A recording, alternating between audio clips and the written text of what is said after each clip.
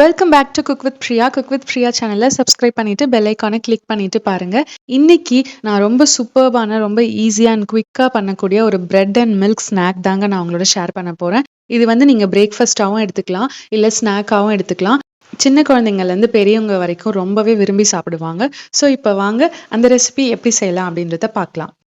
Bread milk ரெசிபிக்கு முதல்ல ஒரு பேன் அல்லது தோசை கல் சூடு பண்ணிட்டு அதில் கொஞ்சமாக பட்டர் சேர்த்துக்கோங்க.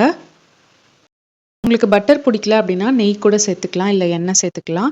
அடுத்து நான் 3 ஸ்லைஸ் ஆஃப் ப்ரெட்டை வந்துட்டு நான் ஒன்றாவே சேர்த்து இதில் 4 பக்கமும் நல்லா வந்து நான் டோஸ்ட் பண்ணிக்க போகிறேன். நல்லா அந்த கிறிஸ்பியாக வர வரைக்கும் நம்ம வந்து இதை டோஸ்ட் பண்ணணும்.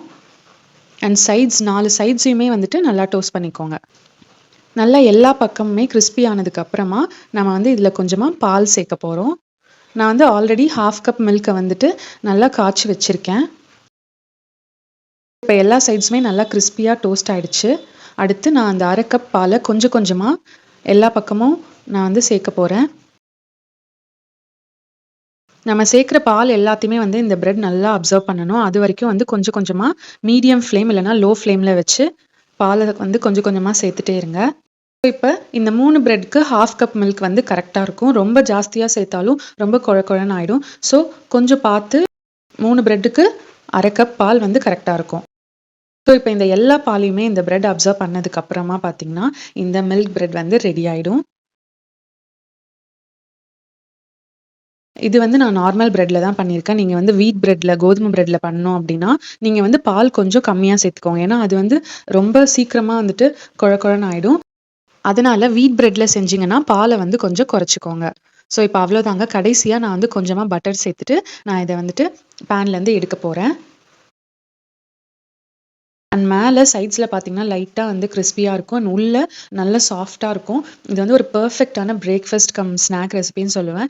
எல்லாருக்குமே இது ரொம்ப பிடிக்கும். ஸோ கண்டிப்பாக இந்த மில்க் பிரெட்டை நீங்களும் ட்ரை பண்ணி பாருங்கள். இதில் நான் எந்த சுகர் எதுவுமே சேர்க்கல.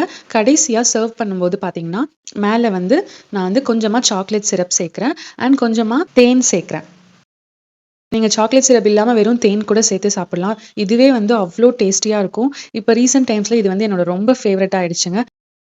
அப்படியே இதை சூடாக சாப்பிடும்போது செம்ம டேஸ்டியாக இருந்தது. அந்த தேனோட அந்த இனிப்போடு சாப்பிடும்போது அவ்வளோ நல்லா இருந்துச்சு. ஸோ கண்டிப்பாக நீங்களும் இந்த வைரலான மில்க் பிரெட் ரெசிபியை ட்ரை பண்ணி பாருங்கள். ரொம்ப ரொம்ப சூப்பர்பாக இருக்கும். அண்ட் இதில் 3 பிரெட் இருக்கனால பார்த்தீங்கன்னா அதுவும் பாலும் இருக்குது. ஸோ உங்களுக்கு வந்து நல்லா ஹெவியாகவே இருக்கும், ரொம்ப ஃபில்லிங்காக இருக்கும். ஸோ கண்டிப்பாக இந்த மில்க் பிரெட்டை ட்ரை பண்ணி பாருங்கள். பார்த்துட்டு எப்படி இருக்குன்றதை எனக்கு கமெண்ட் பண்ணுங்கள். மறக்காமல் குக் வித் பிரியா சேனலுக்கு சப்ஸ்கிரைப் பண்ணுங்கள். Eat healthy, stay happy.